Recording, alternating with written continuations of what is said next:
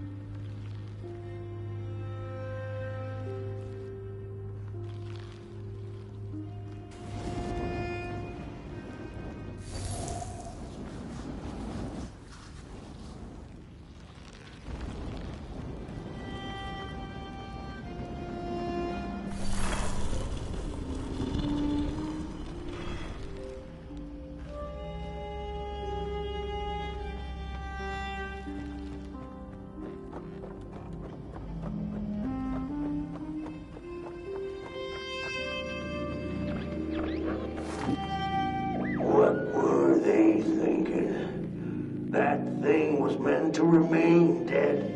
I'm never gonna come out again, no sir. In here it's just me. Lonesome ragdoll with his mask. Alone in that peace. They burn it all away, and for what?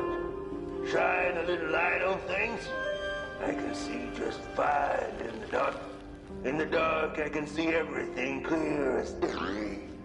What were they thinking?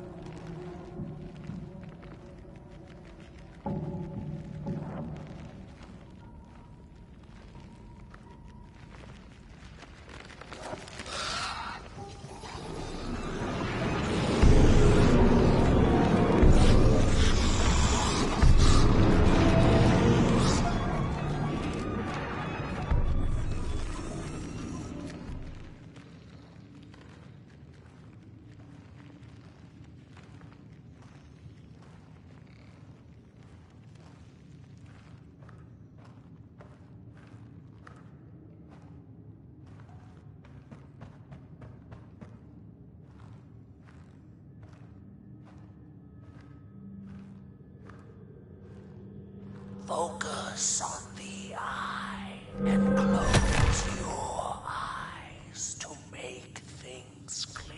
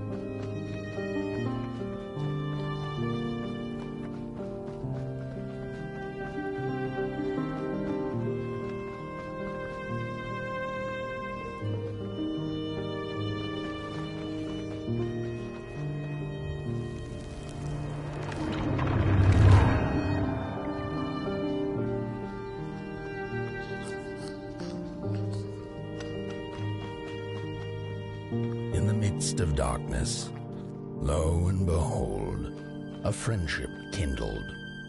The fire that spread with it seemed so small against the vast night sky, small and flickering, but defiant.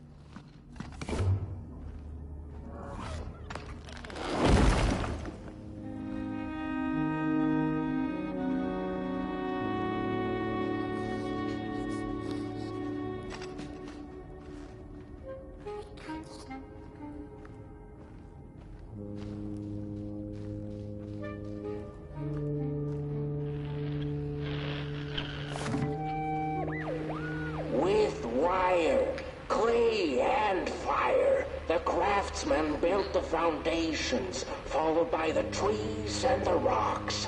And after them came little houses for us tiny ones to cower in, for existence was so big, so vast, that without a roof above one's head, one could have fallen straight into the skies. And yet, with all that stuff, they didn't know what to do with us. So I reckon that's why they built the Midnight Walk. For us to wander, for lack of reason.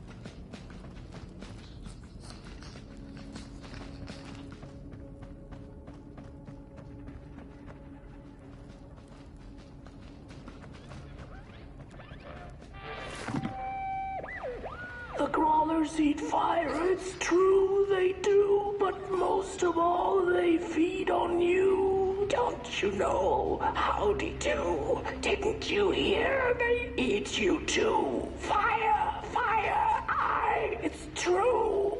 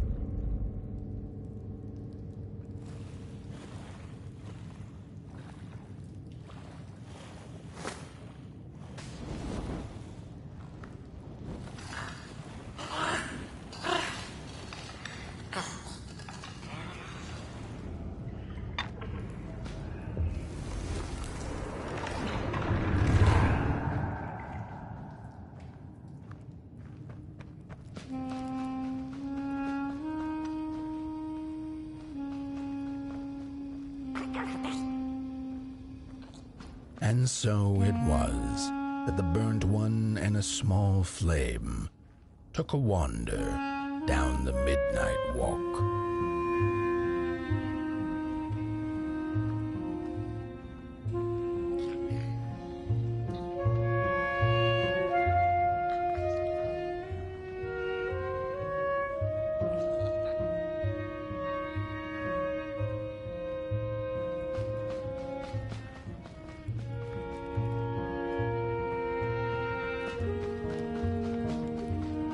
In the closing nights of this era, a wandering flame. How rare, a little pot boy. This is already the end. Your pot boy, the last ember of the work table that was. You are destined to carry this torch to Moon Mountain. It is inevitable. We must all partake. Your purpose burnt into clay. Your pot boy must spread his fire.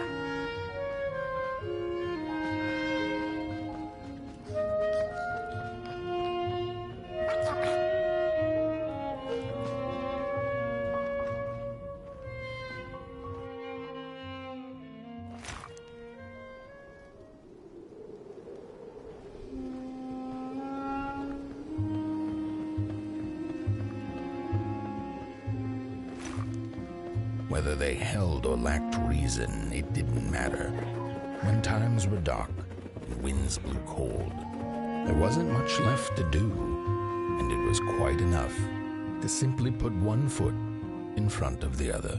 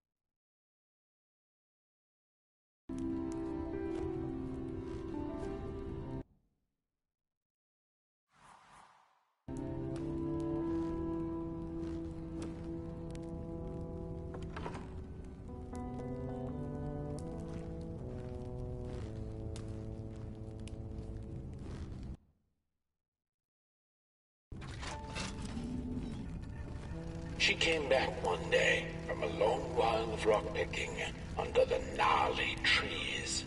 Usually the Merkel had been fond of fall and the refreshing cool of winter, but this time it had been much too long for her taste. Even the sun seemed tired, and she had all the rocks she needed, so she decided to treat herself to a long nap.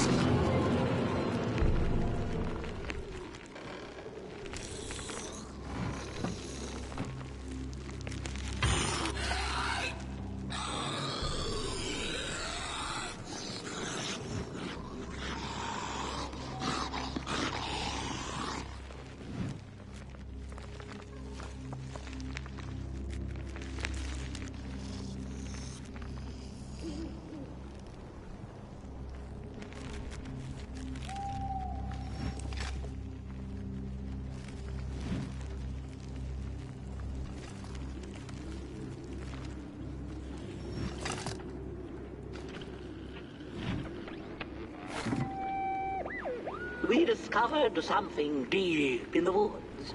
Not crawlers or ghosts, but something else. Something in between. A presence that affects us all.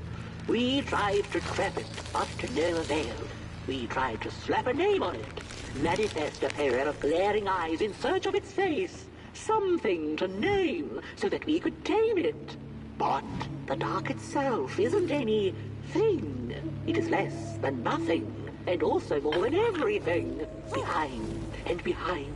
And we invented these shell phones so we could try to talk to it. It picks up the phone on the other side, but it doesn't speak back. Not directly, at least. It transmits little nasty recordings, memories or echoes of things that came before, that passed through its drapes. I wonder if one day someone will hear my echo.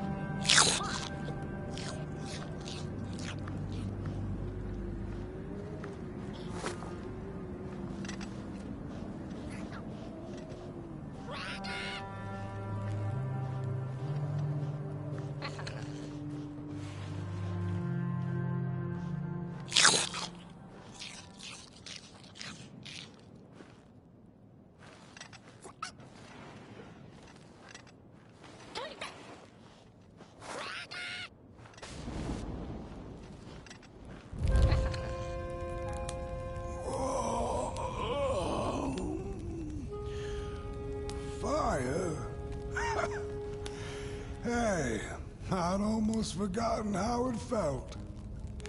And salutations, burnt one. Fancy meeting one of your kind here. You're the caretaker of this little firecracker? I reckon you must be headed for Moon Mountain. Am I right? Well then, on one hand, it's just a matter of walking down the road. But then on the other, the Midnight Walk has a mind of its own, and a mind to teach its rider a thing or two to boot. So if you are intending to walk the walk, you better... Ah, how's he? Didn't see you there. So glad to see you back on the move. And as I told you, it ran away from its owners. It's been waiting for the right passerby ever since it ended up here. Well, Mac, don't let me keep y'all. See you down the Midnight Walk, and Burnt One. Wherever you end up this long night, keep that fire alive. It's really all that matters. Don't take my word for it. Just see for yourself.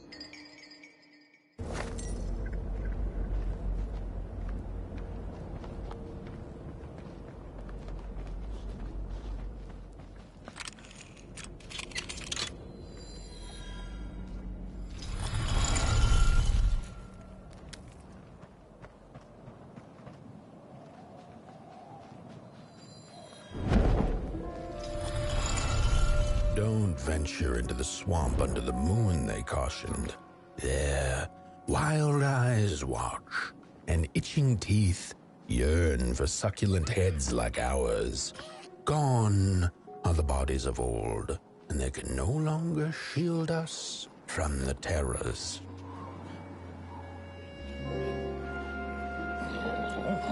Look at those two arms swinging around.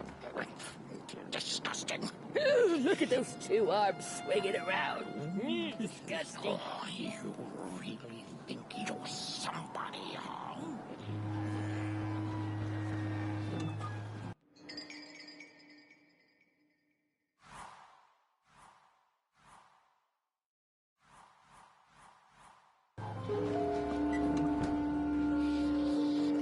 What are you looking at?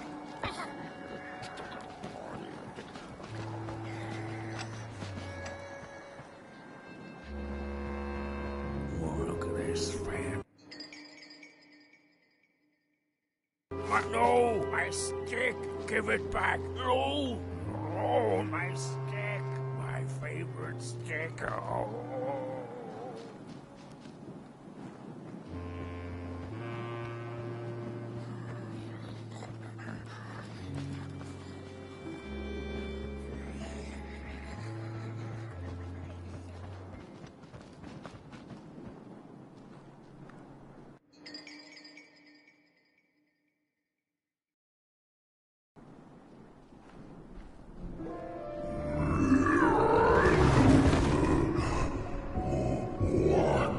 What is this?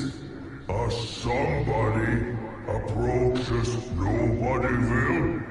Your wretched limbs, an affront to nobodiness.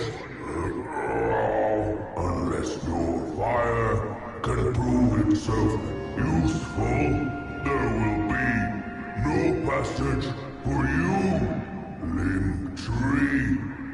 Go away.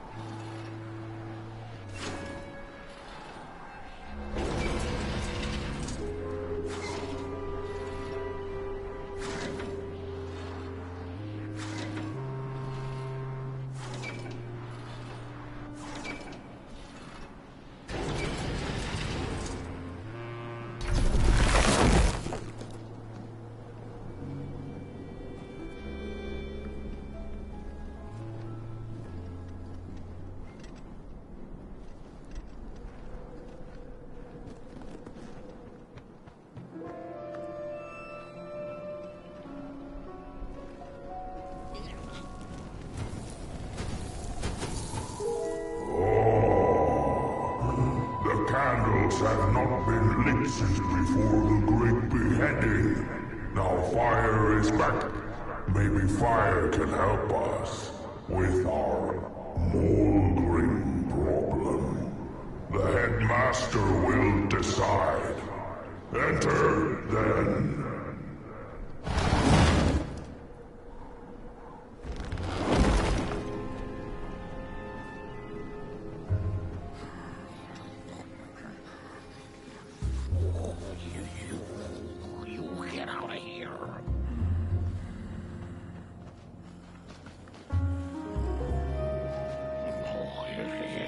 It was foretold. The return of the bodies.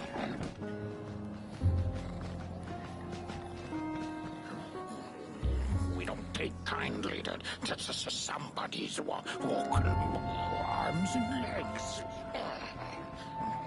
So uncivilized. Ooh, look at those two arms swinging around. Disgusting.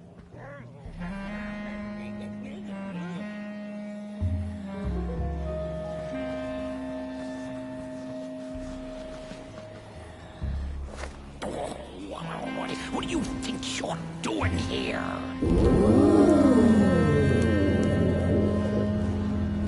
True fire. We nobodies haven't been graced by its warmth since the bodies were banished. They used fire for war. Yes. Now what's more, the somebody disturbs our peace and sets fire on things with its tiny fire devil. You must leave at once. Leave or face our...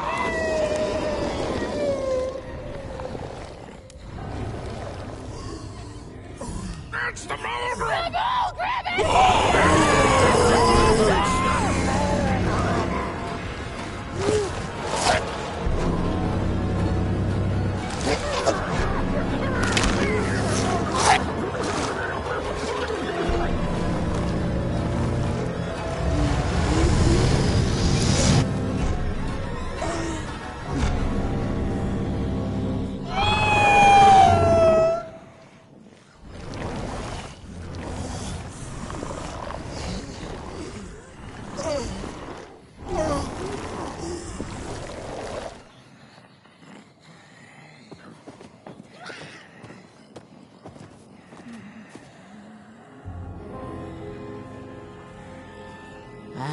guess I'm the headmaster now. As you've observed with your own head globes, we have a problem. It is called the Molgrim. Recently, she has become bold, moving ever closer to Nobodyville. You should help us get rid of her. Yes, get rid of her. Tame her, just make it stop. And by the powers suddenly vested in me, I will, shall grant you passage through our fair Nobodyville. Here, take this. Blech. Now, go do the quest. Meet the problem head on. Tame the Molgrim, and we will. I shall graciously let you pass through Nobodyville.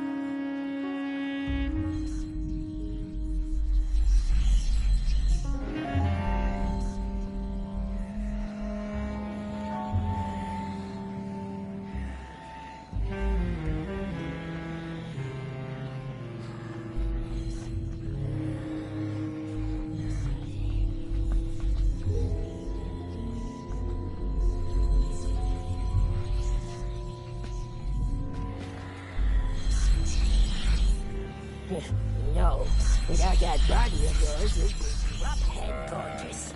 Oh, bodies are scary. No offense.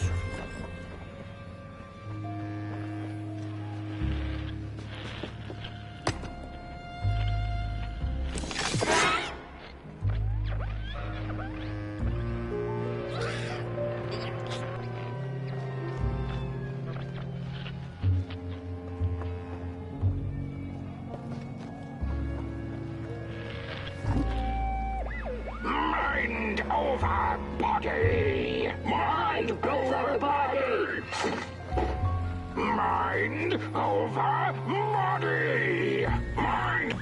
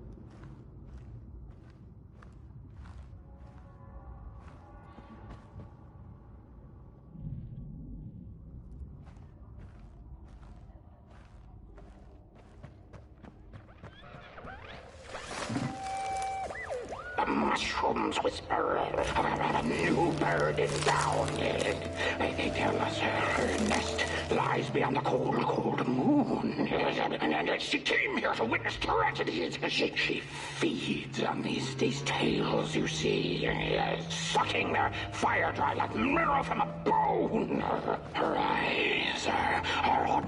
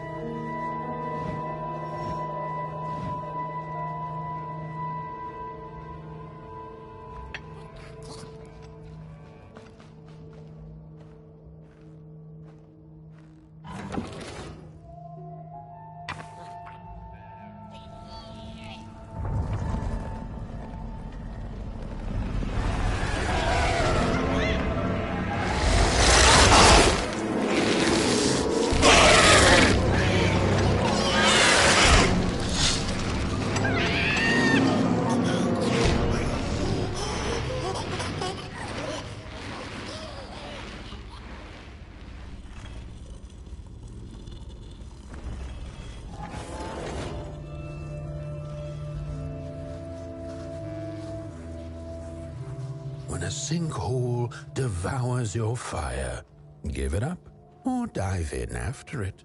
An old swamp saying.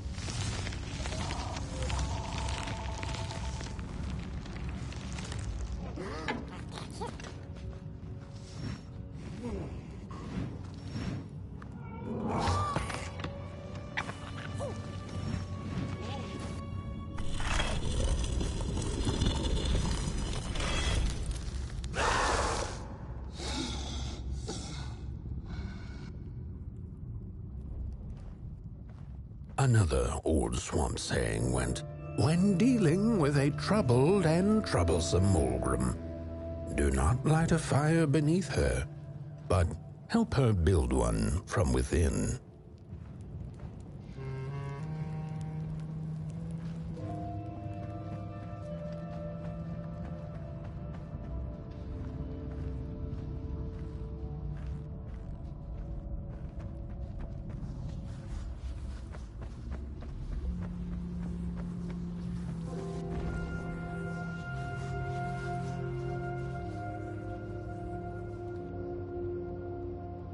Oh, my neck hearkens the anguished howls of the Mulgrim, and the bitter patter of feet.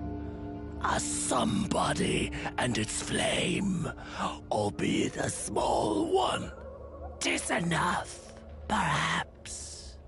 The Mulgrim's precious shards, they must be returned to her lair, to her cauldron. Only then may the cleansing fire burn.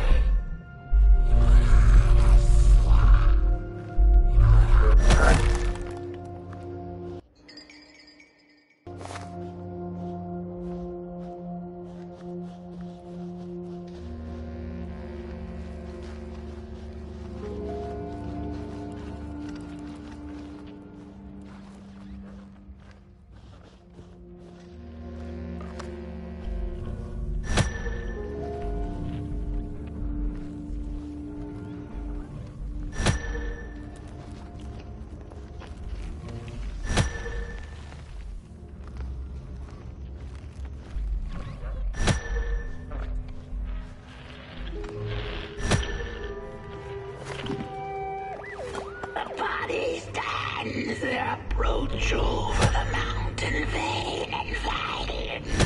We ragdolls observe, we record, and we memory. Their faces wear masks, they do not know. What is your your night behind. The sands will tell. We put on a mask, we perform, and we put on a show.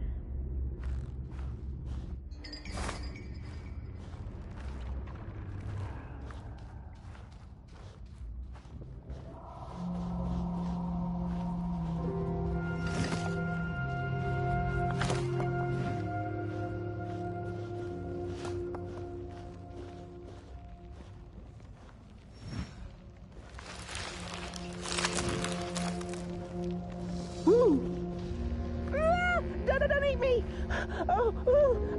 Well, if you're not gonna gobble me up, then can you maybe take me away from here? Please? Somewhere closer to Nobodyville and away from here. Get me out of this neck hole, please. I'm begging you on my bare chin, and I'll pay you for the effort. Handsomely with a beautiful shard from the Mulgrim's cauldron.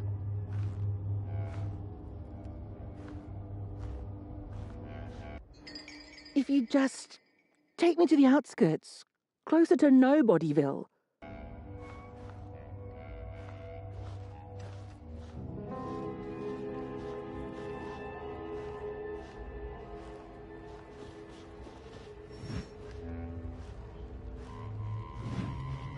Watch out!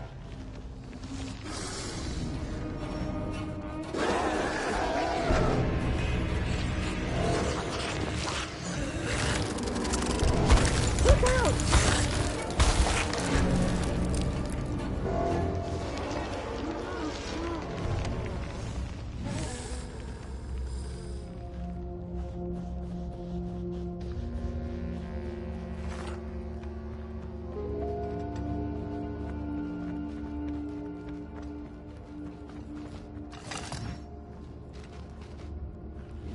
I appreciate the brain thought, somebody, but that head belongs to somebody else. Phew, thanks for saving my neck. And I think I have a reward for you. A real treasure. Blech.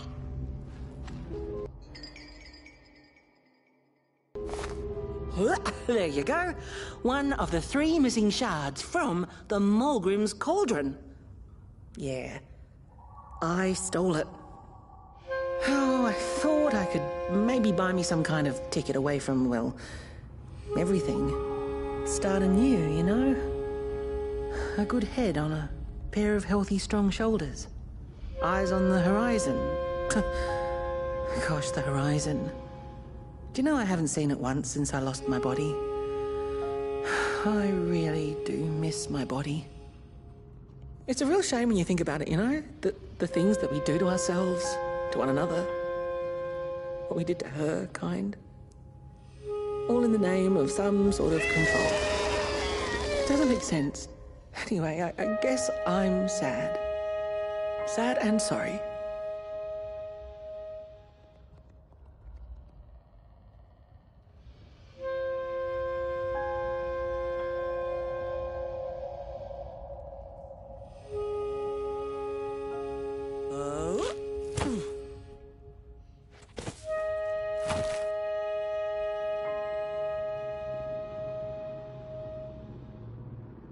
Hey, thanks. You're a great listener. You know that? Just take care of that shard now. And maybe put it back where it belongs and... yeah. Goodbye. A ragdoll's whisper of one shard kept by the dark itself.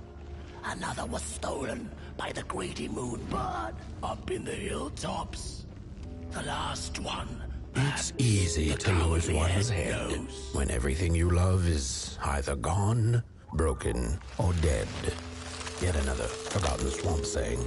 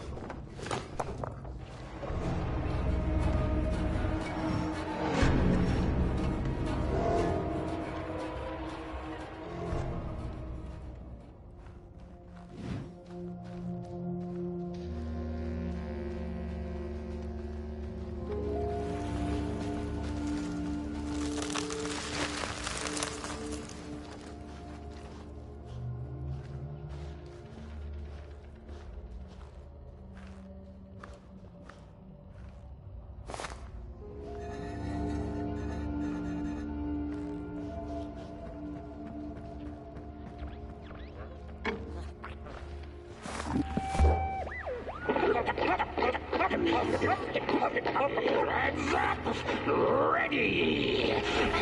Break with your boots, take with your hand. Full of fire! The fire is ours! Take the charge! Take the fire!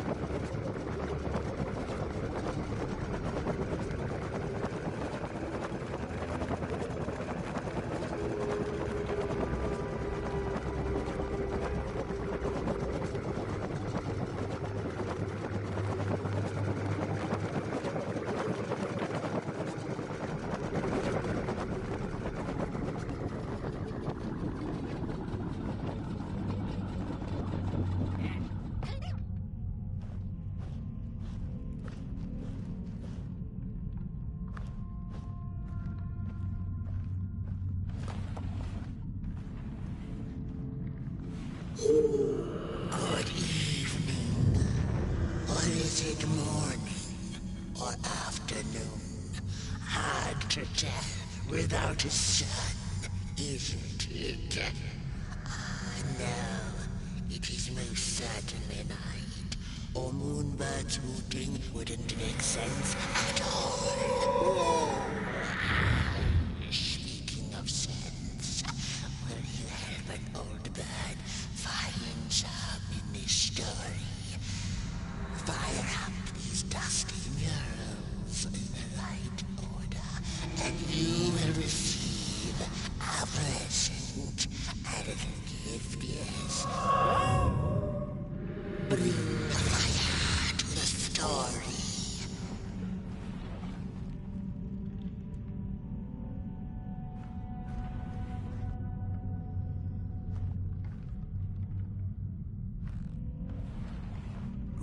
Once upon a time, the Mulgrims lived in peace.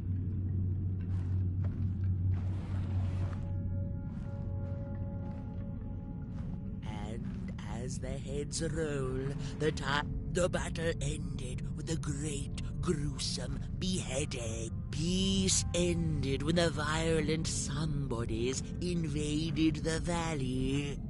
The valley was taken, but then began the Battle of the Bodies. Intriguing.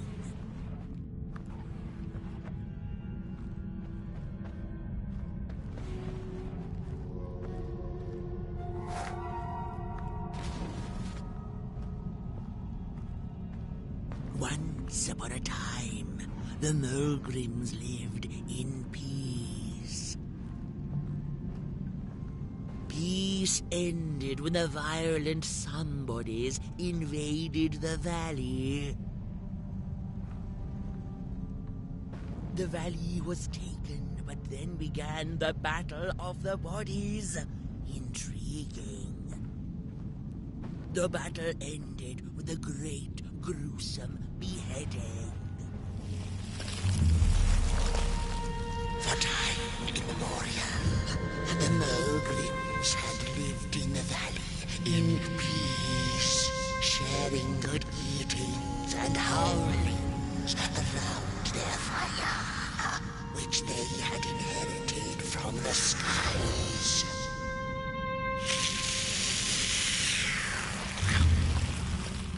Then one terrible night came the violent somebodies.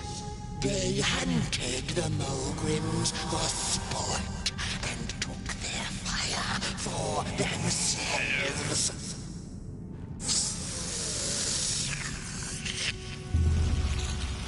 But the somebodies knew not what they were dealing with, for as soon as they held the fire in their grubby hands, they began to fight one another with it.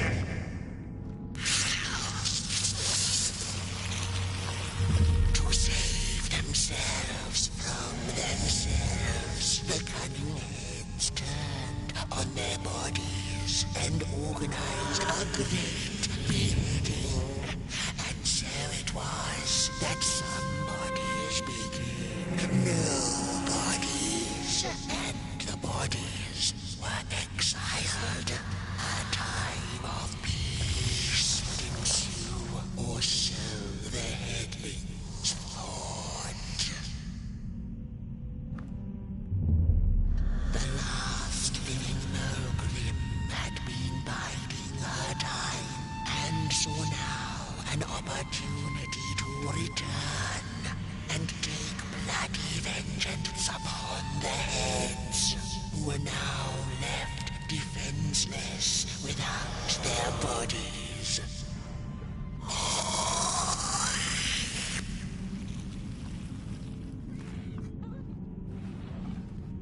The time of the Mulgrim begins anew. A storied meal indeed. Moonbird thanks you for feeding her and proudly upholds the promise. A gift. A shard from the Mulgrim's own cauldron. It looked so shiny in the moonlight. Moonbird simply had to take it.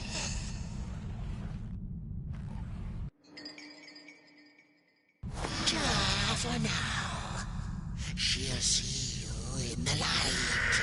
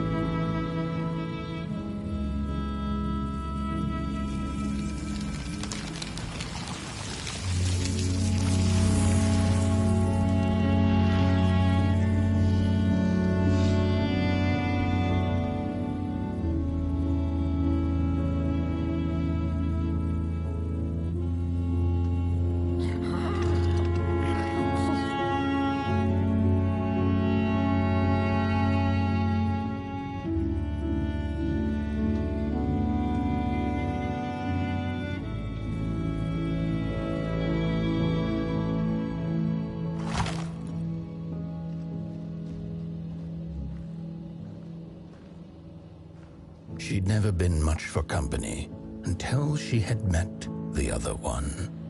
He had shimmering scales, an appetite for life, and carried a faint scent of rotting leaves she found irresistible.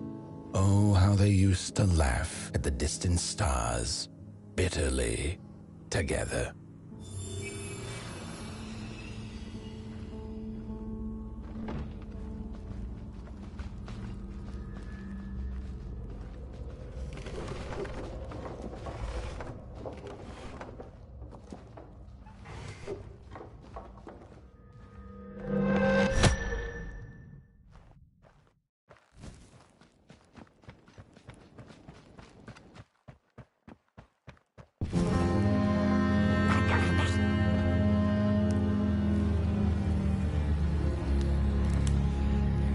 The howls of the Mulgrim have gone with the wind, and our headaches settled into gentle throbbing. Thank you, somebody, for you have not only graciously saved our necks, but also demonstrated the value of brain mass and heart blob working together. Could it be time for the bodies to return? We must convene on this matter, and you and your wandering flame must now leave through our gates and keep on walking the midnight walk to Moon Mountain. Moon Mountain! Here you go, somebody. This key will open the town gates. The mountain once again beckons, and the call is answered. Fare thee well, and take good care of your flame. The dark itself is hungry.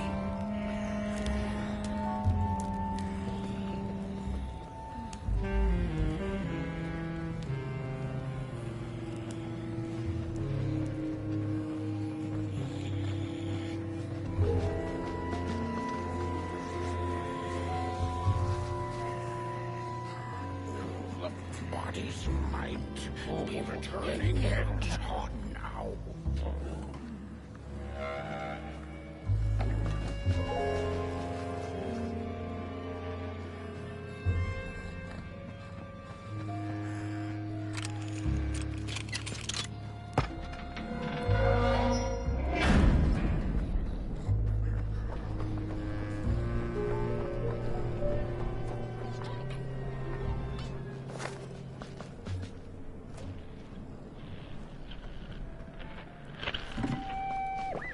I've had enough.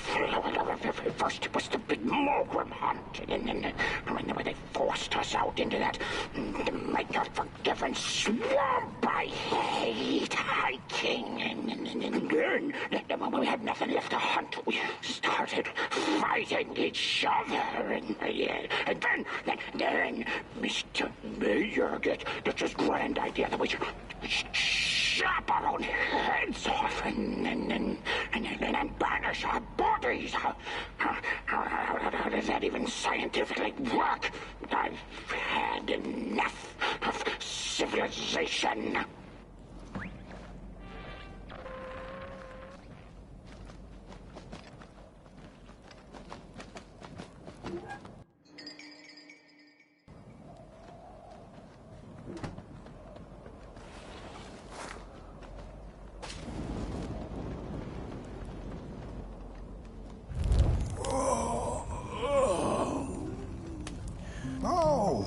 Back from a little swamp detour, huh?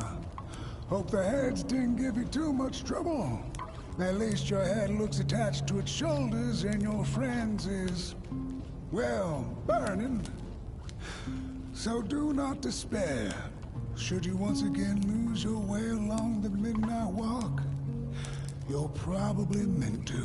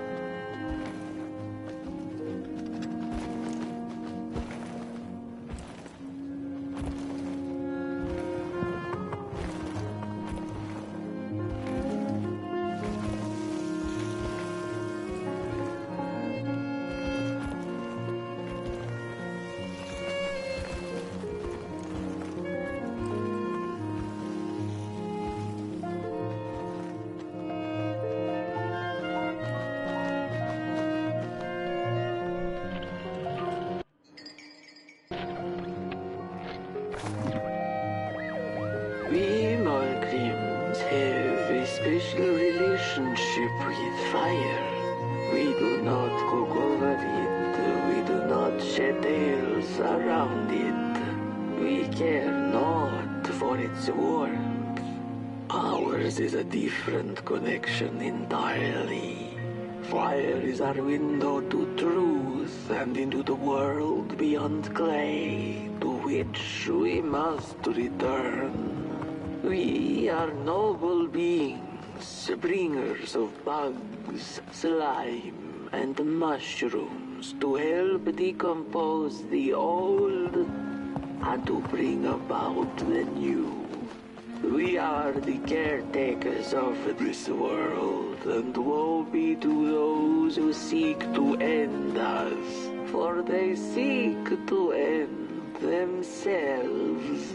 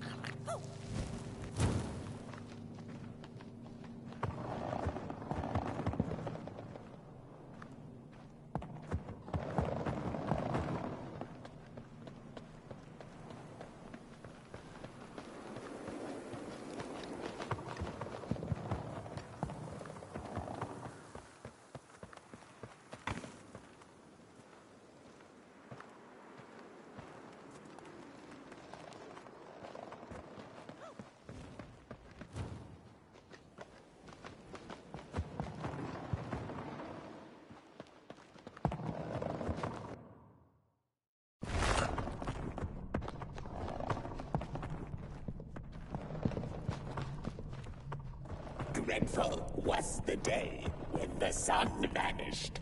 The waters dried up, birds went quiet, and the dark itself seeped unchecked into the work table as the cold, chewed paper moon rose over the mountain. The night that followed would be long as the midnight walk. The burnt one was there. You do not remember, but you feel it, don't you? You are reborn when need arises. This night, Port Boy needs you, and Moon Mountain beckons. Its call irresistible.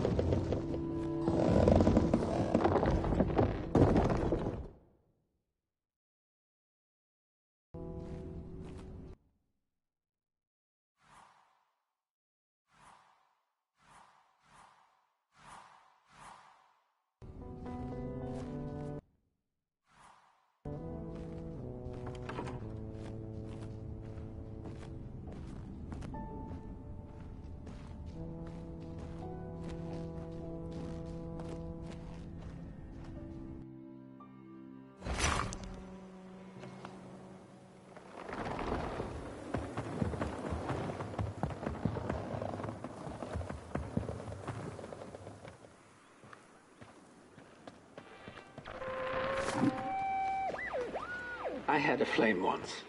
It was beautiful and bright. Spread its light, brought me and my neighbors warmth. and it was always hungry. No matter how much I fed it, it kept on growing and growing. And one day it got big enough to start walking the long road. I didn't guide it.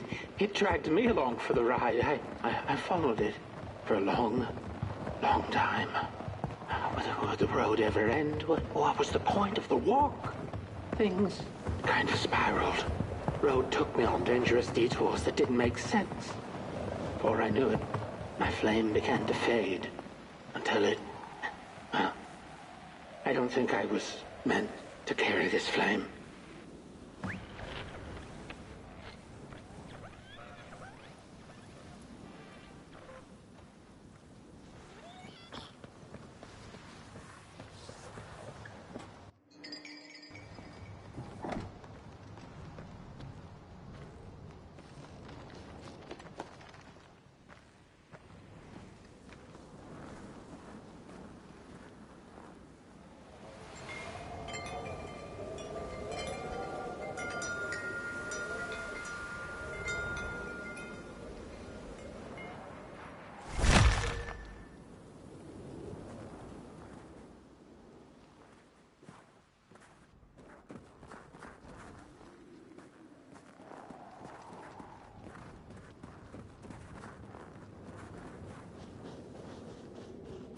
There once was a freezing cat who was looking for shelter when she came across a dark cave.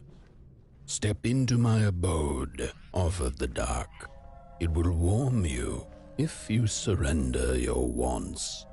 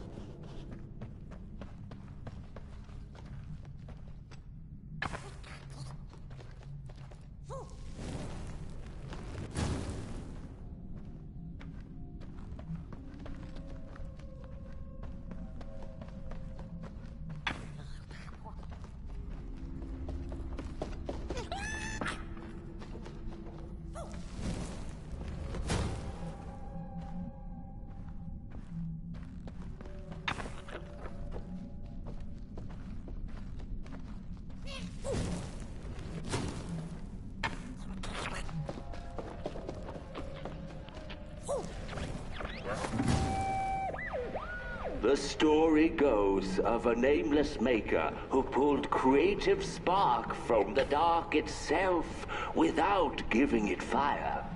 With his dark source, he managed to create swaths of land in no time.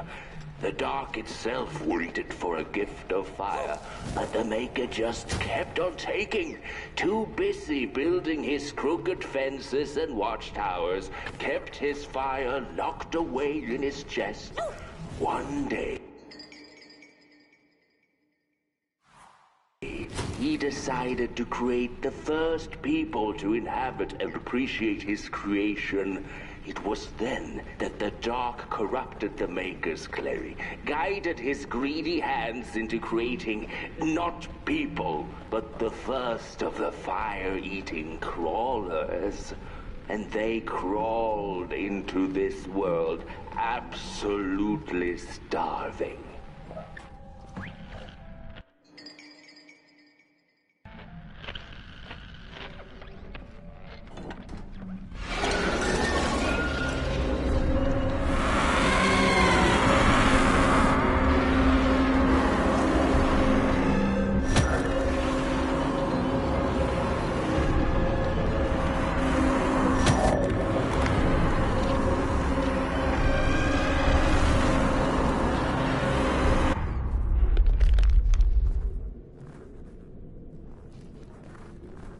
The dark's eyes were much too big and watchful for the cat's liking. She went on to find warmth somewhere else.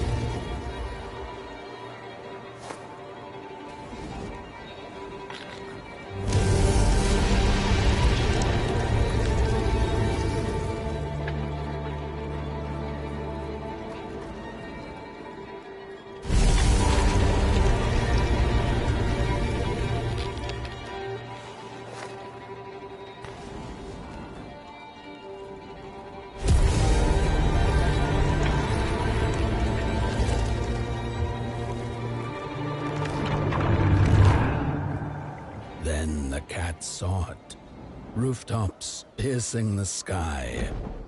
Approaching the town, she was greeted by a crone.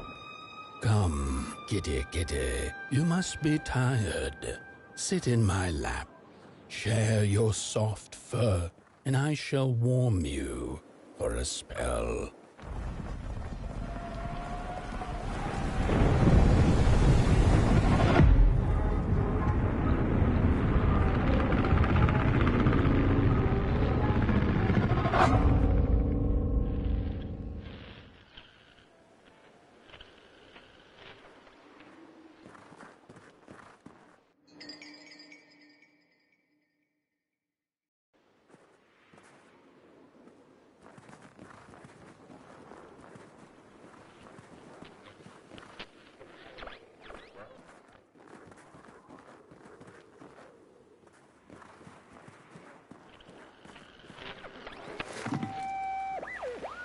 Mother? The well said to give it a match, so you and I could talk again. I hope this works, because that was my last one, and well, it's cold now. But it doesn't matter. We can finally talk after everything. So, how are you? Do they have fire where you are? Not the hellish kind, I hope. Is Father there too?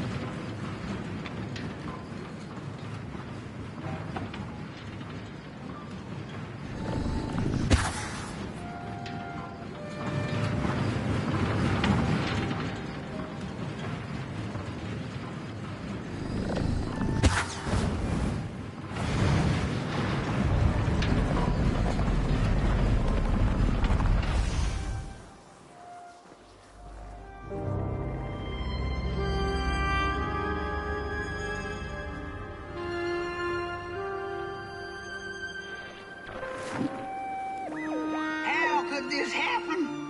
Whoever did this? Oh, the flame warms the righteous, but the wicked who love destruction, the flame burns with a passion. Holy warm the furnace! Feed the thief to the furnace! Feed the thief to the furnace! Coalhaven is doomed! On the wicked the flame shall rain fiery coals and burning sulfur. A scorching wind shall be their lot. Come forth, thief, and confess your hideous crime!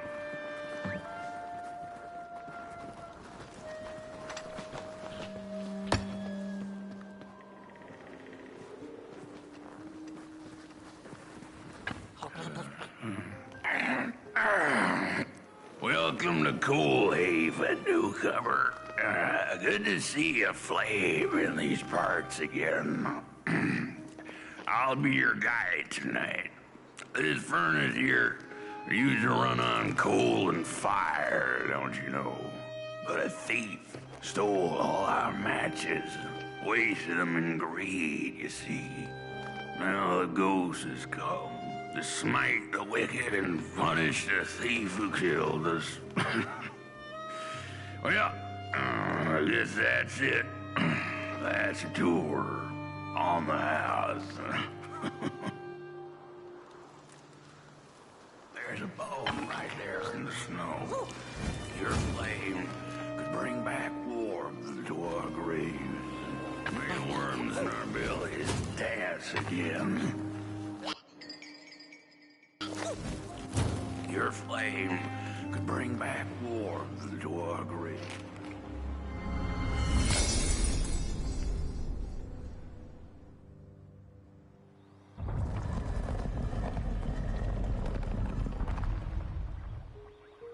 Oh, do you feel that? Something's changing. That furnace was the soul of the city. We used to worship it, us coal miners did. fed it trees and fire like it was a hungry, angry god. This broken body's going so a pure flame could bring back warmth to our graves. May the worms in our bellies dance again.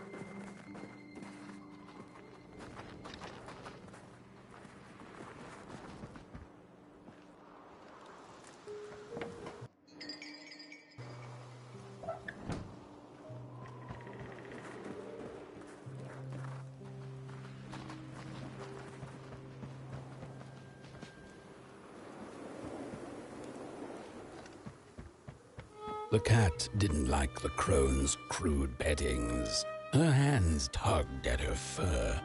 Now, rest still, the crone said, as she pulled out a crooked knife. The cat was quick and escaped just in time.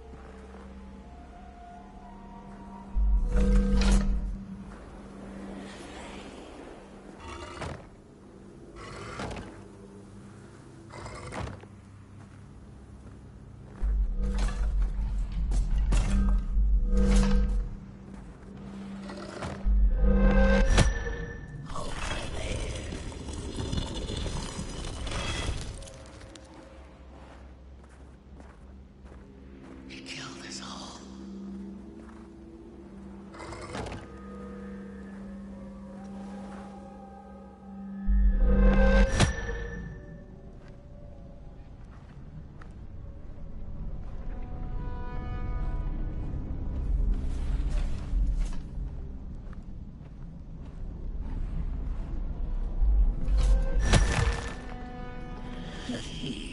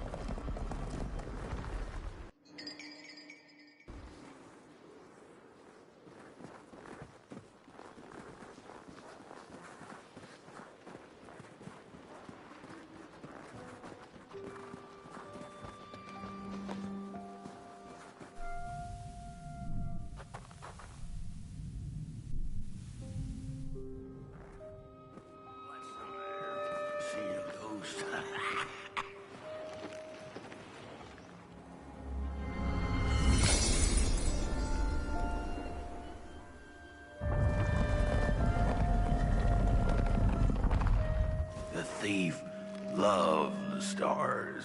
Would have plucked them out of the sky if it were possible. But the dark itself stole her stars, turned the thief's sky as black as a cup of joe. And so the thief began to steal matches and lit them, hundreds of them, like little stars of her own.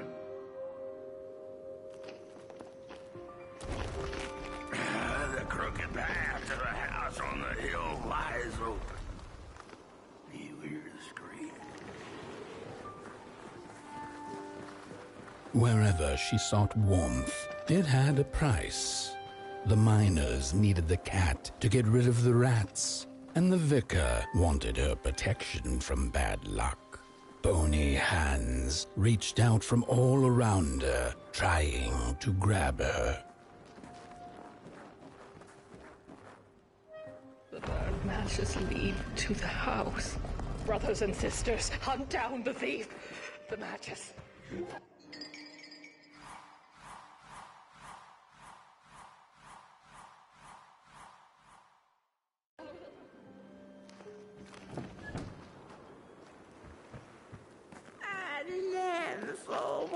The trail of burnt matches. It leads to running out of matches. The furnace is dead.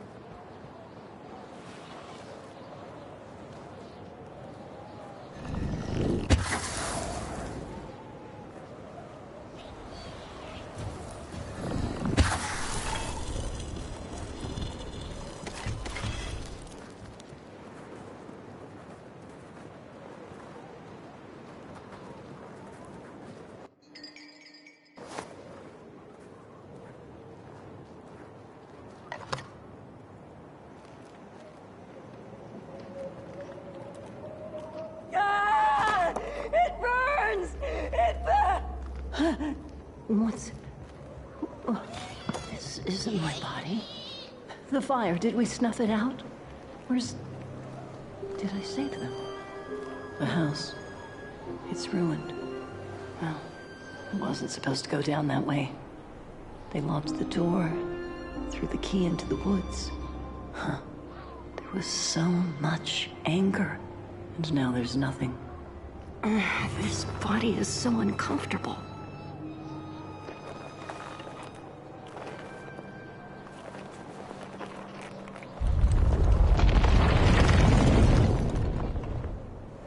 While I was in the black, I had a dream. There was a monster in the woods, with our door key dangling from its tail. I ran, tried to chase it, grabbed the key, and...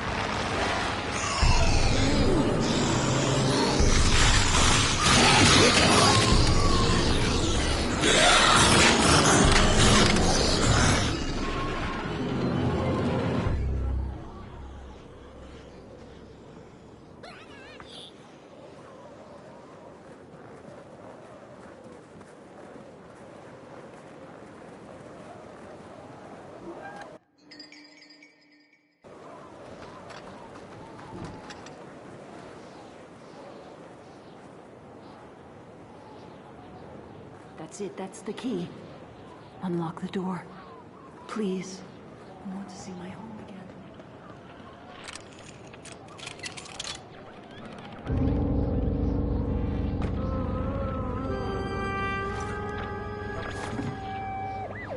First.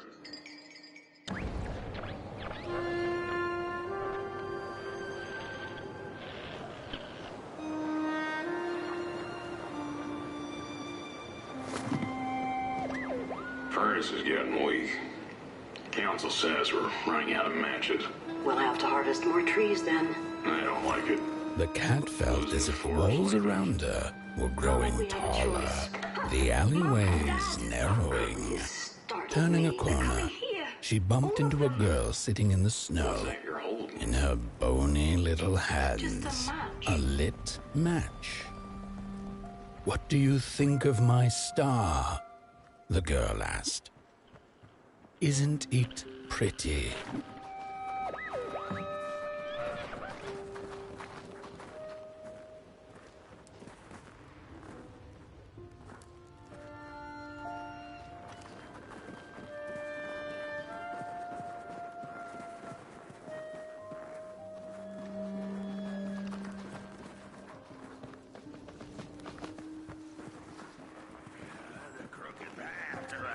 On the hill lies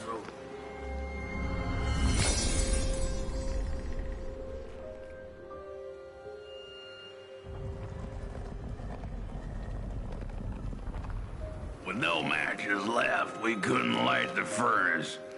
And the thief paid a terrible price for her burning greed. As the furnace died, one by one, so did we. But before we perished, the dark itself moved into our hollow husk, turning us cold and wicked. If I had a heart, I'd feel great shame for what we did. I'd feel great shame for what we did. The old man feels it too. Should have been long dead with the rest.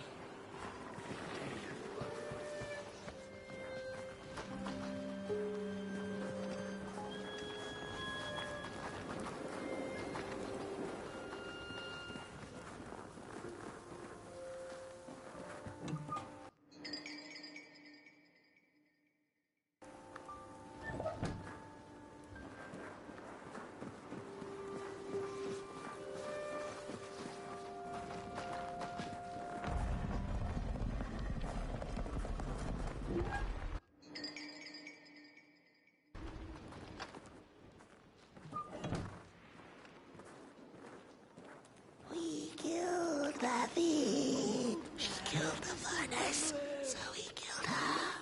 Murderers of us all. Rest for us after what we did.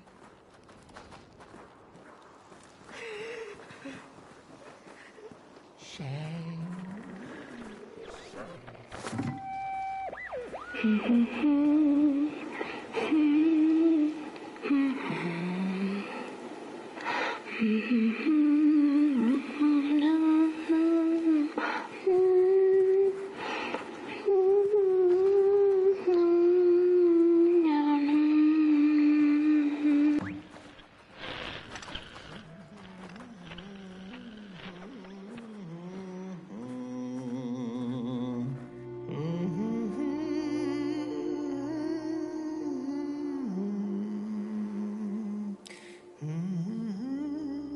Oh, that voice.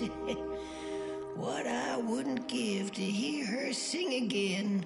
Those sweet, sweet tunes like fallen leaves of the trees that were. Such a waste. Such a shame. I wish I could hear her sing again. Just once. Just once. Oh, I know she stole from us. I know what she did to our town. But she could sing. This town's not much without fire, no. But it's even less without song. If I could just hear that lullaby one last time, I know I'd be able to move on.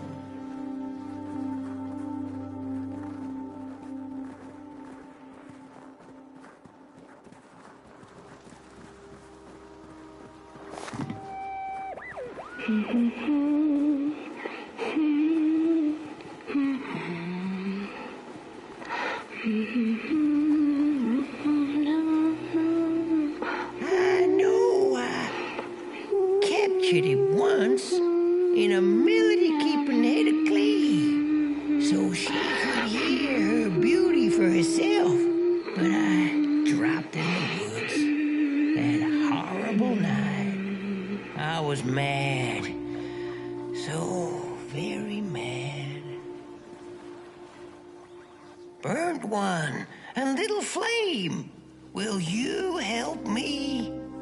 Please, I'm too weak. Find the clay head. Keep her of a song like hers. It went sort of like... Oh, darn, I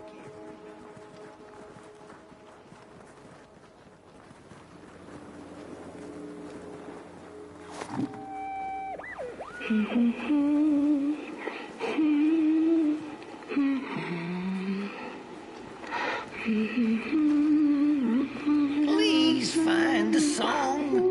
Find the clay head. It has to be out there somewhere. Meanwhile, I'll keep the skull safe. Yes, safe.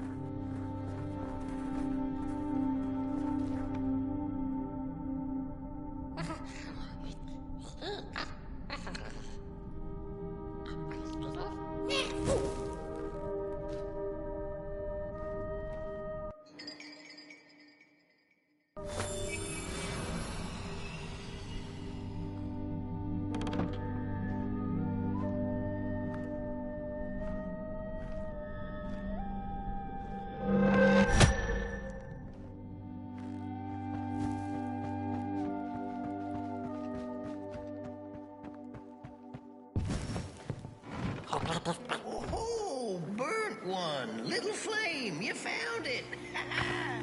Does it still keep our song? Fire will tell.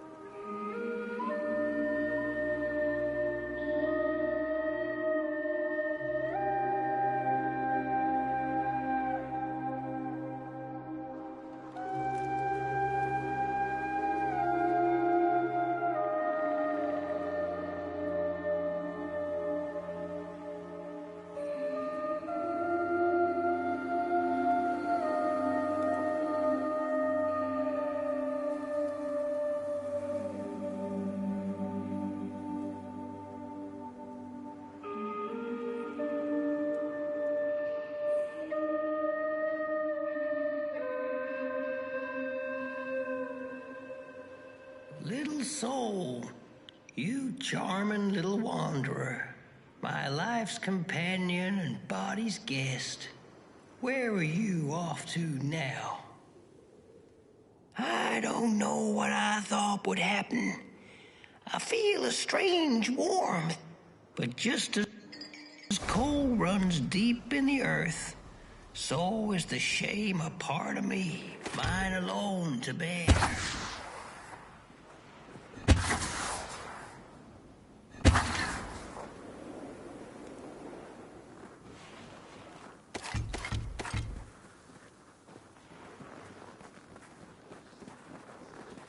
The girl offered her burning match, her last star, but the cat could tell she needed it all for herself.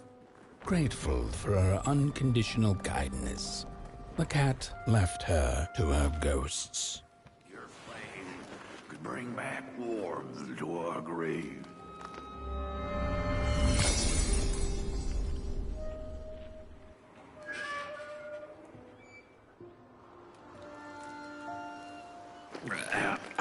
The door to the flame is open. It's already there. You just haven't lit it yet. Now, if you don't mind, a little spark. And just maybe we'll be able to die for real this time. In life, I didn't mind a little loneliness, but this is the worst. The furnace longs to burn once more.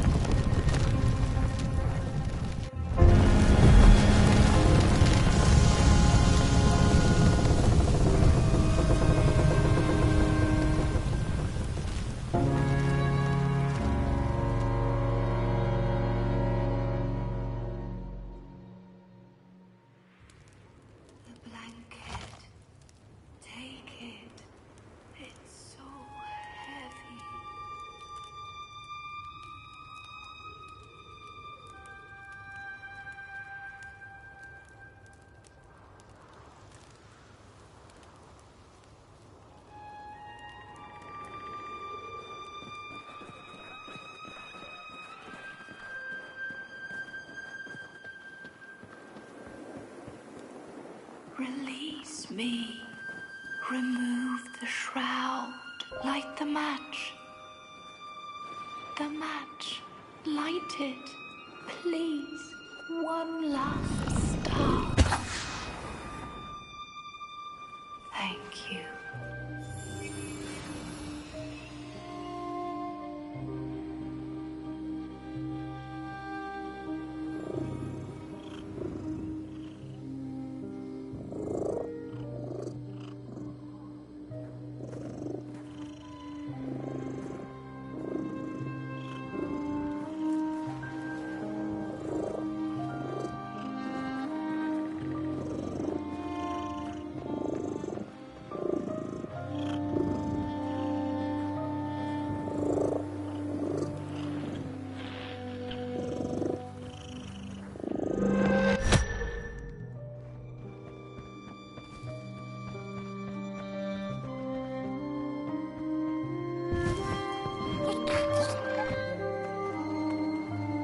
The cat finally settled in front of a giant burning furnace.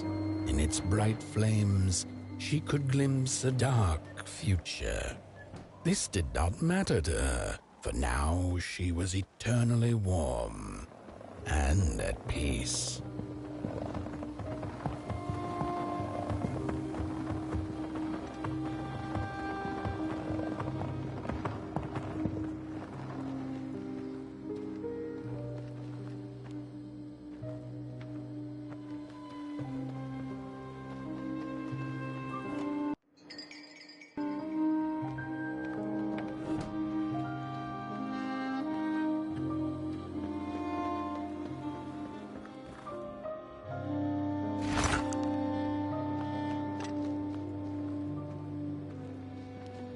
The flame burns still, and the fire has spread along the walk. The cold takes its toll, and Potboy's flame flickers. But it is still enough for the climb to Moon Mountain, to light the final fire. The road always leads to Moon Mountain.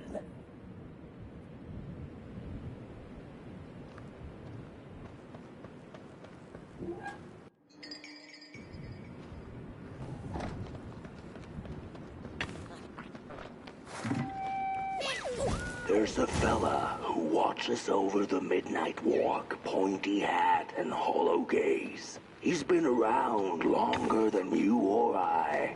Some say he was one of the first sculptures to have breath. Some say he's not from around here, but from another maker's work table entirely. Some say he's seen what lies beyond Moon Mountain. But I just think he's lost like the rest of us. And he's waiting for the right one to come along. Waiting for something that'll give him that eureka for his song. He keeps his banjo by his side, but he never plays it. Strange, but he's in no hurry. He's got all the time in the world.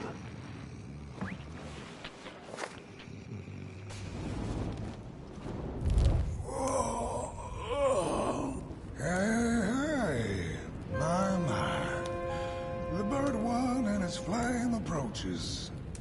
The road's been long, hasn't it? And it just keeps on going, don't it? Why don't you rest here for a spell? Change is in the air. Warm winds coming in from Coldhaven. I trust you're not pushing that little flame of yours too hard. He is mighty, no question about it. But between you and me, he still has a ways to go until Moon Mountain. Ah, heck, it ain't my place to tell you how to tend your flame. I'm sure you'll be fine. You'll be just fine. Ah, to feel at home wherever you walk. How's it? What a friend to have on the road, huh? Now, there's an open-door invitation, if I've ever seen one.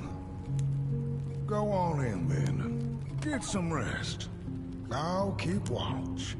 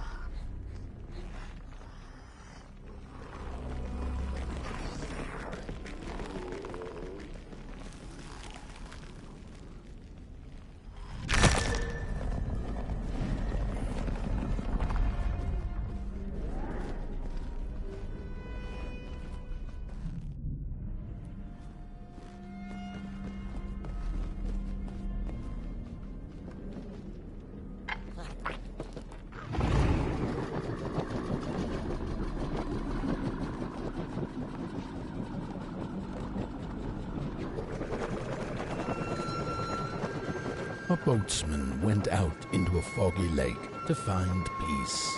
Then, out of nowhere, came another boat that bumped into his. He cursed whoever was on the other boat, but when the fog cleared, he discovered that it was, in fact, empty. These sarcophagi are molds, rebirthing the bodies of the burnt one. Failure after failure, they keep coming back.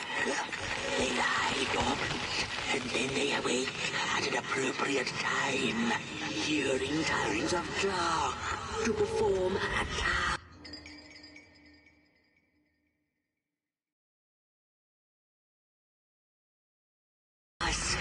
The taskmaster unknown. Doom spelled on the flip side of a coin. Little dolls in a dollhouse made of matches.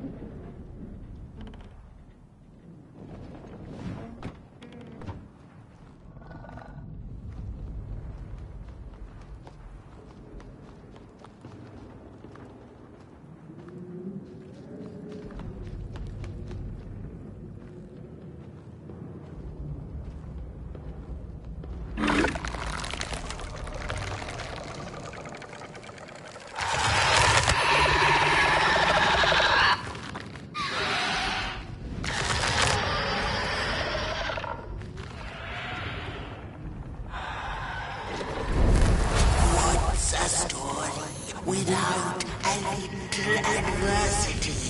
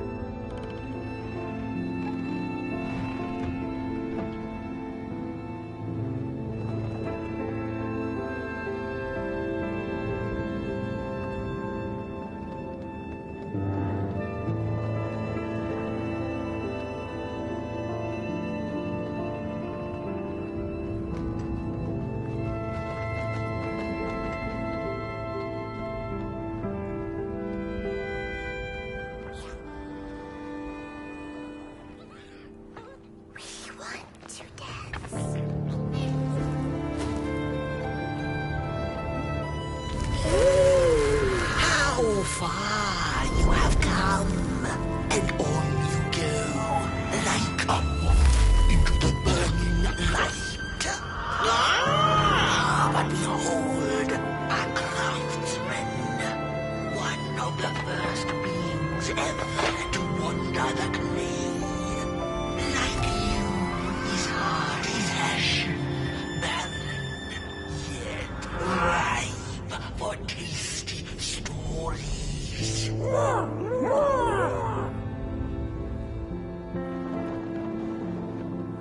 By now, you must have learned there can be no tale without spark. No spark, no path. Light the fuse. It will guide the burnt one, and mayhap feed the world.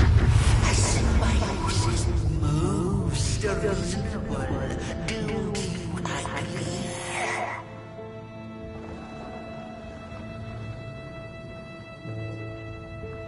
No spark, no path.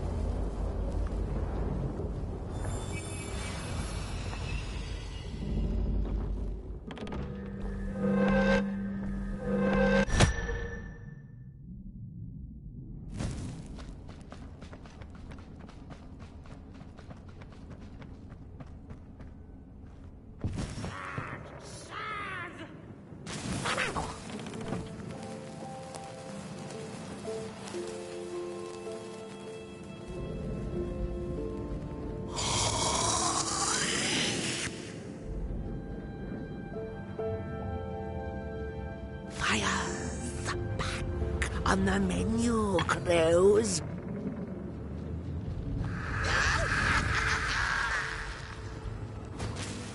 We were made to live.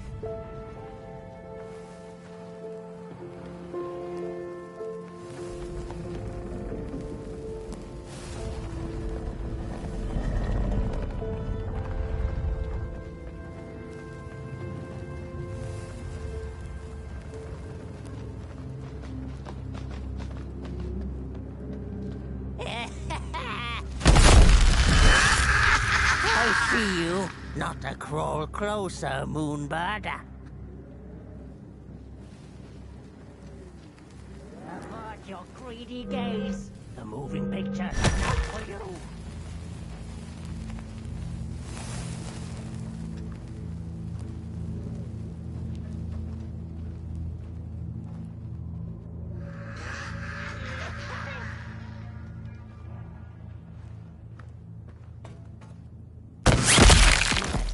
With you.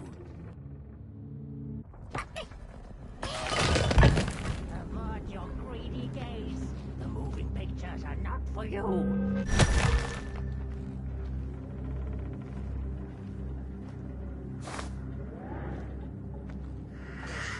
Liar, liar, eyes on fire.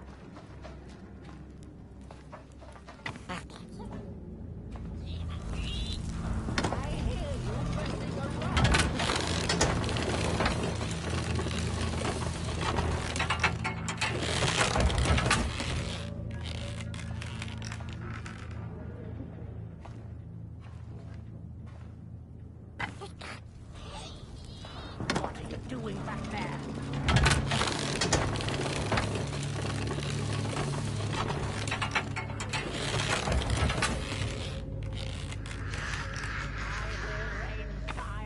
Your greedy shadow.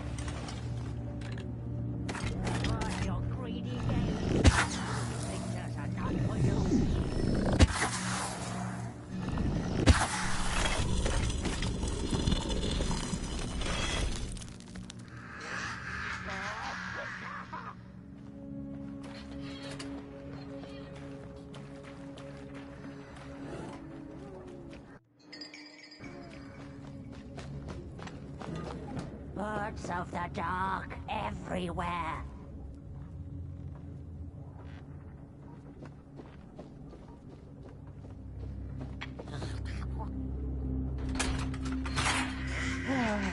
The pictures, they're moving again. Forbidden. It is forbidden. It is forbidden. Hush, and no talking in the theater, fools.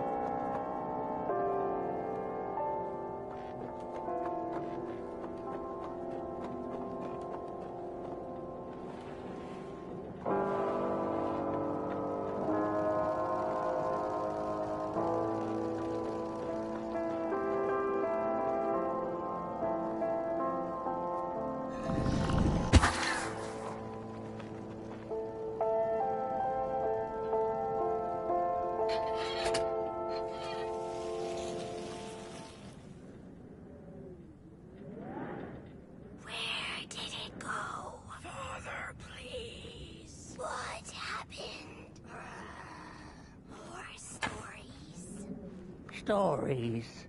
How I cherish them. Real as clay, as palpable as the midnight air. They're all we have left once the dark has taken the last campfire from us. The projectors tell a story of failure. The craftsman projects it onto his creations. He keeps building, building without love for his craft. He needs to see it.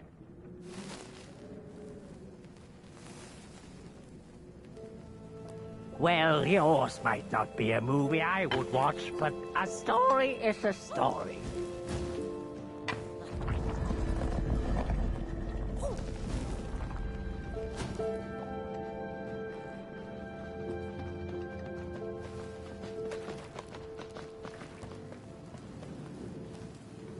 The potter, stuck in the sinking clay in which he had dug so greedily, spoke his final verse. Here was I born, and here I lived. My refuge was the clay, and now the clay has played me false in a most grievous way.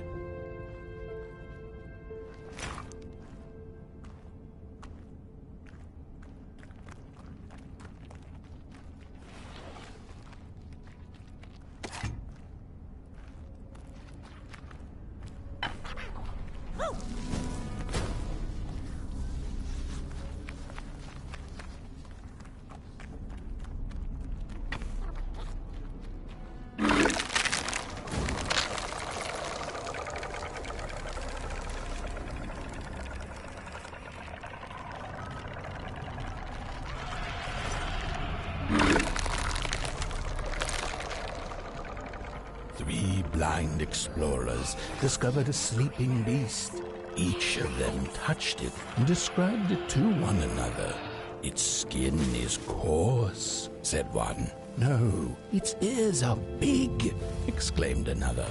The teeth are its most prominent feature, declared the third. Who was right or wrong mattered little, as the beast awoke and ate them all.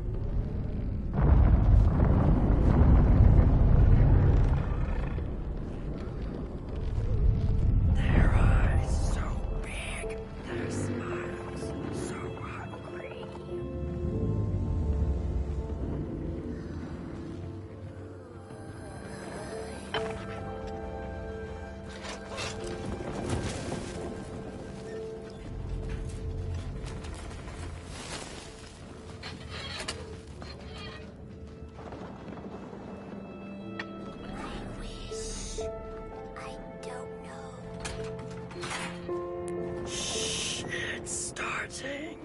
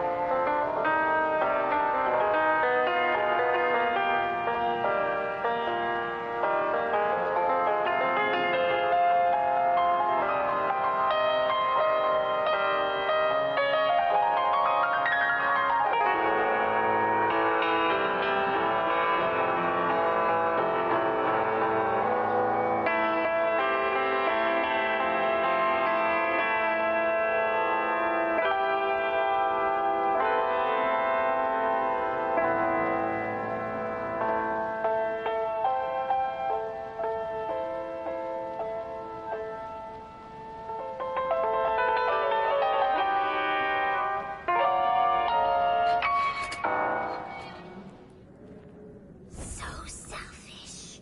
I could wear it. I deserve the mother. Make me a princess. Look at these sorry reflections of the daughter. None of them will ever dance.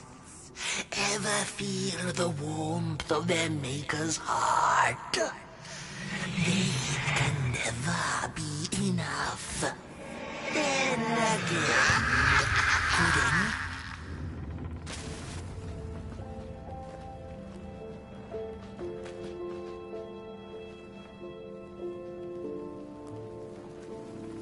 After years of searching for her son, the weaver was convinced she had lost him to the dark. One night, knock upon the door. "It's your son," said a voice. "Please let me in." Thinking this was some cruel spirit come to mock her grief, she remained silent until her son gave up and left, never to return again.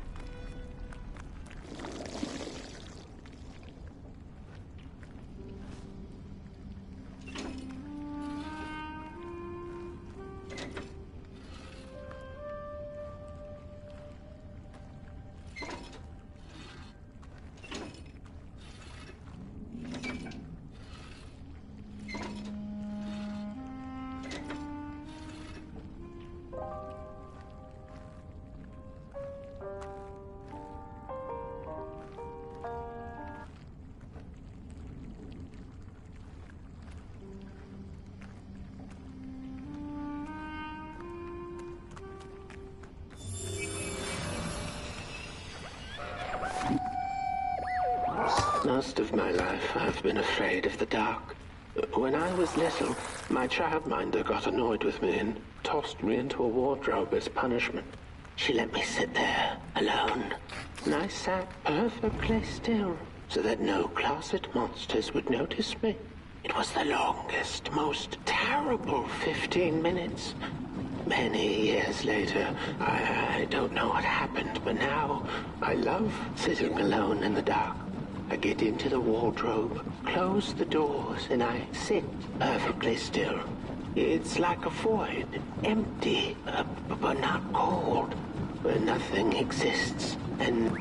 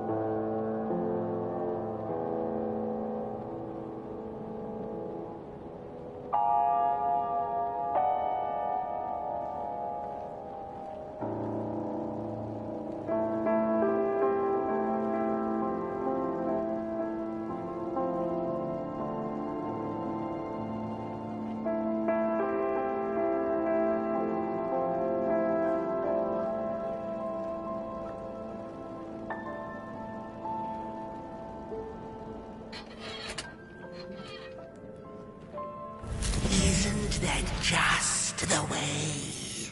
The father hoped the daughter would fill his heart with fire, failing to see that she needed a fire of her own.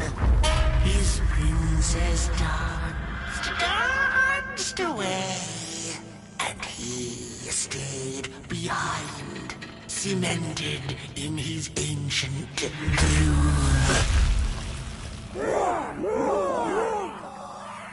The heart is a bottomless pit, never sated, always craving for more.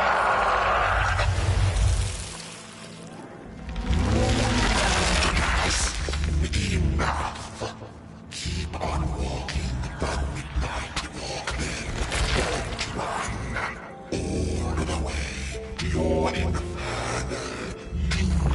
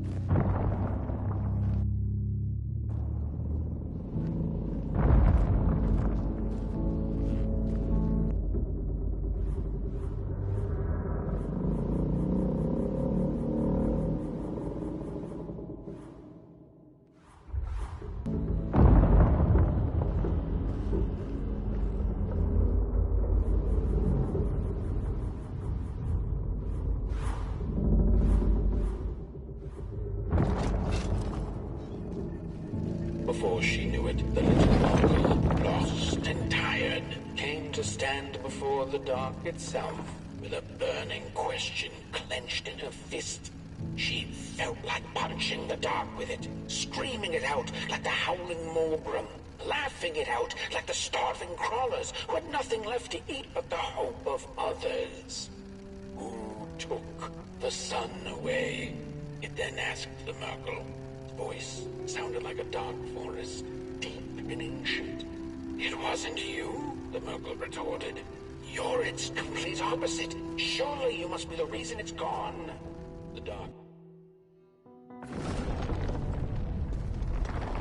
The Wanderer asked the craftsman, "How do you make such perfect sculptures?" To which he replied, "Oh, there's nothing to it, really. I go into the dark woods. I find the sculpture already waiting inside a tree. And then it's just a matter of carving it out."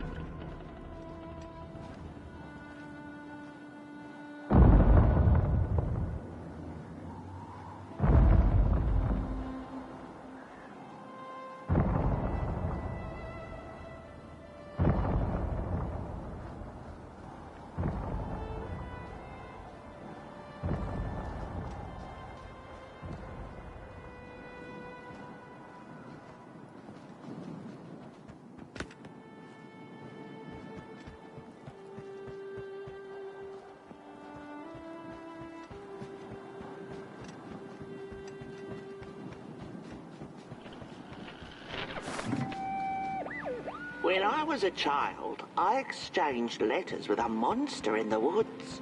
We were best pals, and we shared all our secrets with each other.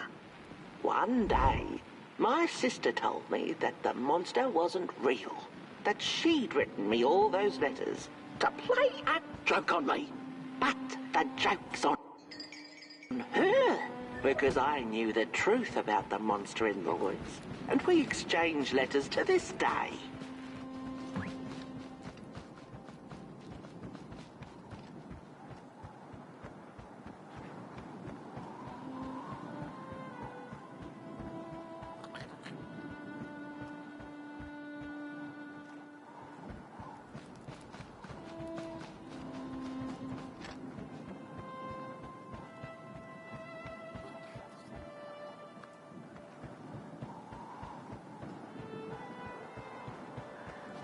Hark! Not very far now. Not very far. The flame longs to be free. Caged, it cannot truly burn. How beautiful. How tantalizing. It is simply the way of fire. It is what it is.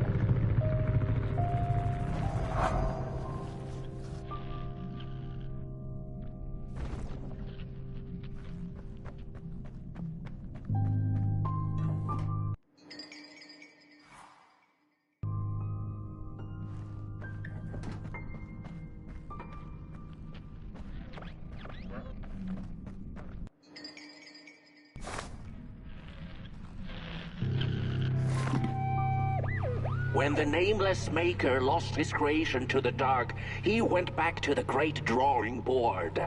In his desperation to regain control, he made an attempt to sculpt the face of the dark itself, something he thought he'd glimpsed in his nightmares.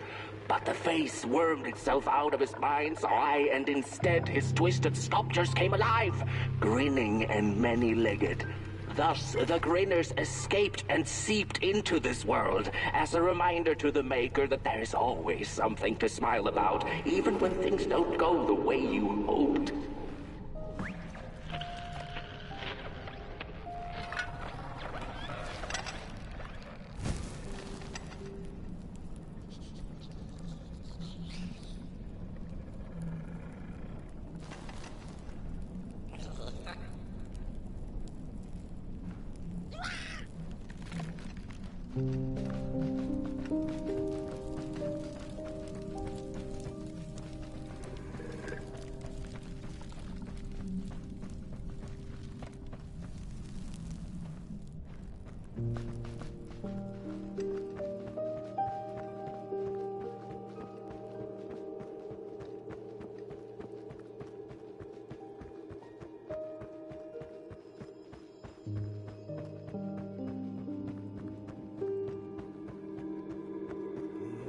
Whoa there! You look like you're about to move a mountain. That's what I get for trying to get in the way of a flame and its destination. Let him walk his walk. Ain't nothing gonna stop him now, looks like. Fare thee well now, Burnt One. You're going to Moon Mountain, and that walk is for you alone. You have a tough decision ahead of you to make, just like the ones who came before. But they're all long gone. In the end, all there's left to follow is your own heart.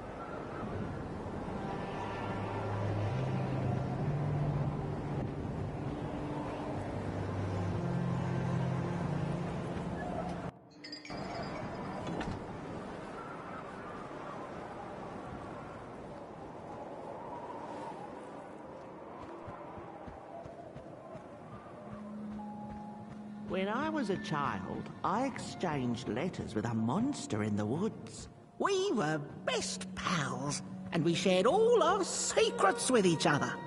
One day, my sister told me that the monster wasn't real, that she'd written me all those letters to play a joke on me. But the joke's on her, because I knew the truth about the monster in the woods, and we exchange letters to this day. Oi! You the caretaker of this little fireball? What were you thinking, letting him run off? Don't you know how precious he is? Oh, yes you are. A real sunbeam. Who took the sun away? We Merkles used to ask until it finally ceased to matter. Night skies like these. Trouble seems so far away, doesn't it? I mean, isn't this just exactly my point? I used to be afraid of the dark. So much so that I became obsessed with these huge electric lamps left behind by the craftsmen of old. Couldn't pry myself away from them. I'd sleep outdoors and under their blinding radiance. One day, I woke up to the noise of quivering planks and nails. And would you believe it was my own house leaving me? It had gotten so restless it grew a pair of legs, took a name and went on a hike. Housey was its name, bless its soul. Houses have no imagination. But I bet it had a grander adventure than I could ever imagine.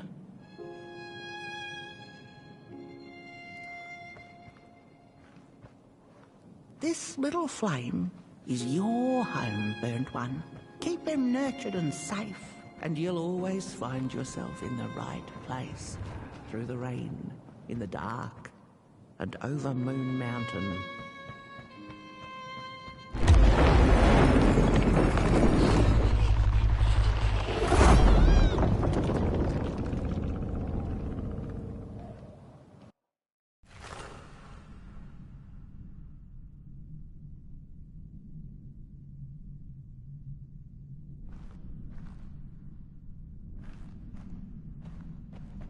What is the dark?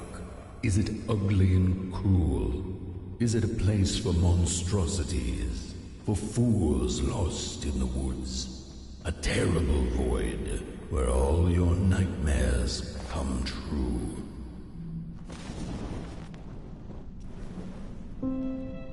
The dark could be a friend, perhaps a space where we might find each other. All of us equal under its cloak.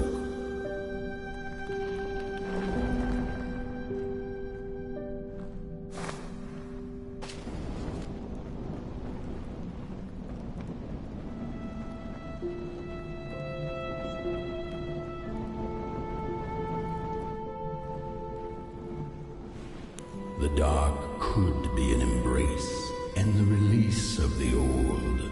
Like taking off a tight shoe, laying bare one's feet, and taking a first step onto a new adventure.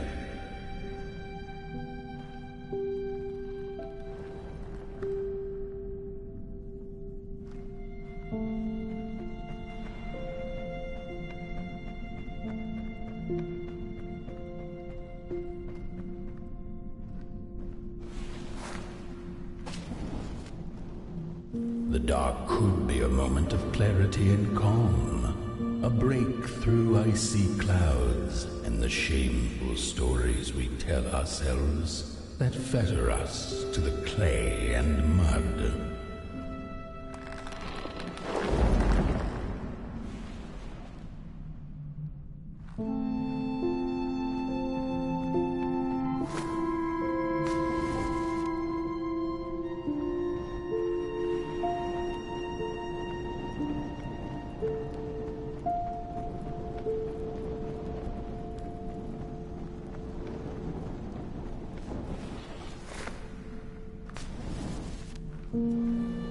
The dark could be the space and time that we need to recover from the death of a dream and the quiet promise of new beginnings waiting on the other side of grief.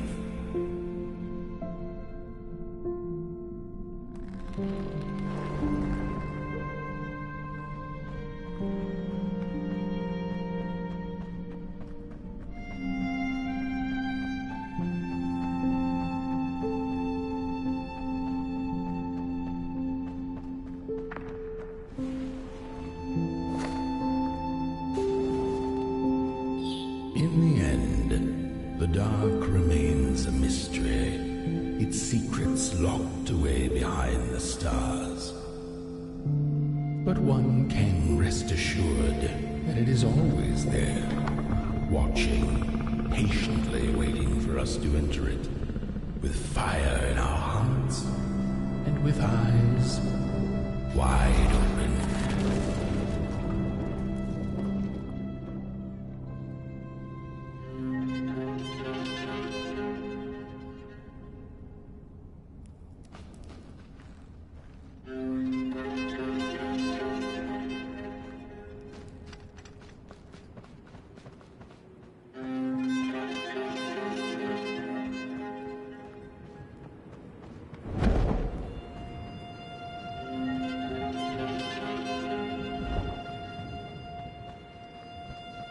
You've arrived. Your fire is dying, but the last embers will light the final fireplace and send your pot boy home. Can you do what you must? Naturally, you must. It is destined, and you will be loved and forgotten.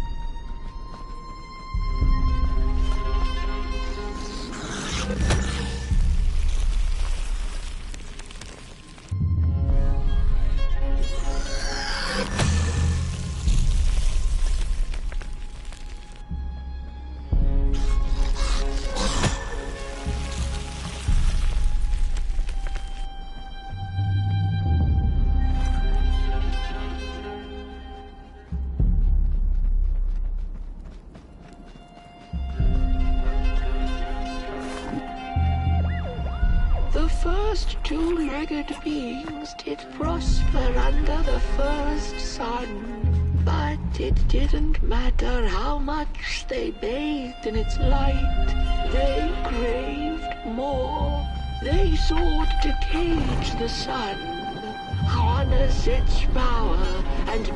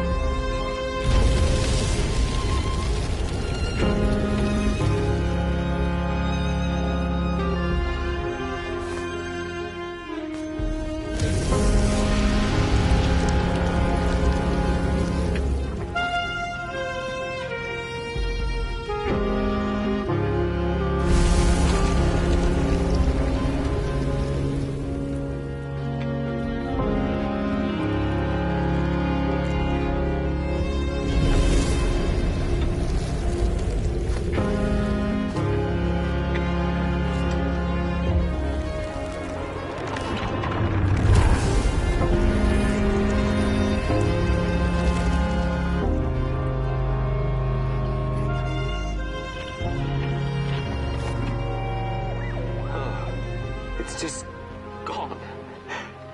I had this wretched gut feeling like something was up, like something was on the way, a danger I never could have guessed. I figured that's just how I always feel, and my worries seldom come true.